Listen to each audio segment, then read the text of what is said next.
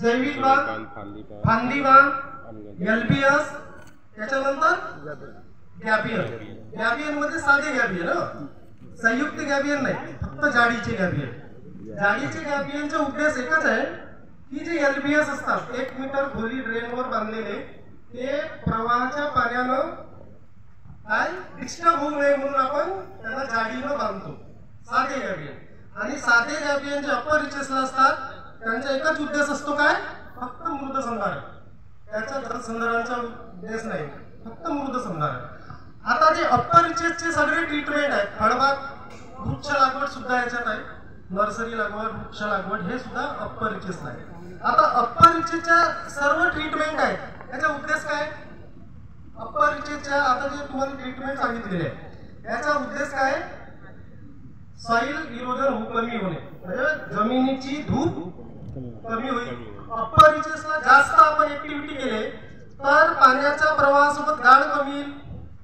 गाळ कमी आल्यामध्ये मिडल आणि लोअर रिचेसला जे आपल्या ऍक्टिव्हिटी बनवल्या आहेत त्या गाळानं भरणार नाही, त्याचा पाणीसाठा कमी होणार नाही. हा एक खूप मोठा उद्देश त्याचा आहे. जेवढे आपले मृद संधारणाचे जे प्रोजेक्ट आहेत हे राम सेतू प्रभू रामचंद्राने बांधलं, आणि राम सेतू बांधण्याच्यासाठी खारीनं जे योगदान दिलेले आहे, तर हे आपलं योगदान कशासाठी आहे, छोटे हे स्ट्रक्चर की जे मोठे मोठे डॅम्स आहेत, इटॅडो डॅम्स म्हणा किंवा मोठे मोठे डॅम्स आहेत, तर त्या डॅमच्या पाणलोट क्षेत्रामध्ये जर आपण मृद व जलसंधारणाचे छोटे छोटे काम केले तर त्या डॅमची पाणीसाठा क्षमता आहे ती कमी होणार आहे, कारण सगळंच गाळ आपल्या छोट्या छोट्या स्ट्रक्चर मध्ये अडवलं जाईल. ठीक आहे.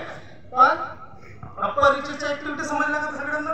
कुठल्या कुठल्या आपण घेऊ शकतो, जैविक बांध, फांदी बांध, LBS, CCT, वृक्ष लागवड, फळबाग लागवड सुद्धा आपण, किंवा वृक्ष लागवड जंगलाचाच भाग असतो ती करू शकतो.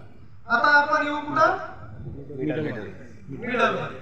आता बघा याच्या ड्रेनची खोली सांगून घेतो. अप्पर रिचेसला जे आपण ऍक्टिव्हिटी घेतो जसं फांदी बांध, फांदी बांधला जर ओघळ पाईन 30 सेंटीमीटर खोलीची असली तिथं आपण काय करतो, फांदी बांध, जैविक बांध.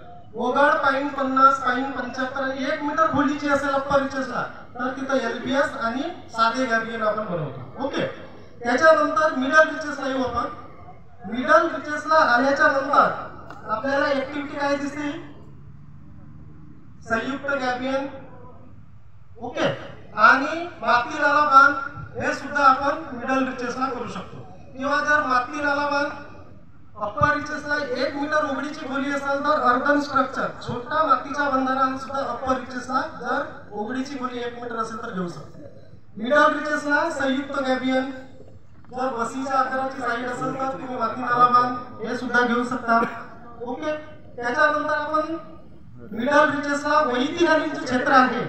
वैतीखाली क्षेत्रामध्ये आपल्याकडे एकच ऍक्टिव्हिटी आहे, कोणती, नवीन भातकाचरे आणि भातकाचर दुरुस्ती, गोळ्या आणि शेततळे सुद्धा आपण मिडल रिचेस लोअर रिचेस मध्ये घेतो. कुठले कुठले, नवीन भातकाचरे, भातकाचर दुरुस्ती, गोडी, नवीन गोडी, गोडी दुरुस्ती, शेततळे. ओके. हे वैतीखालील क्षेत्राचे झाले. ओके.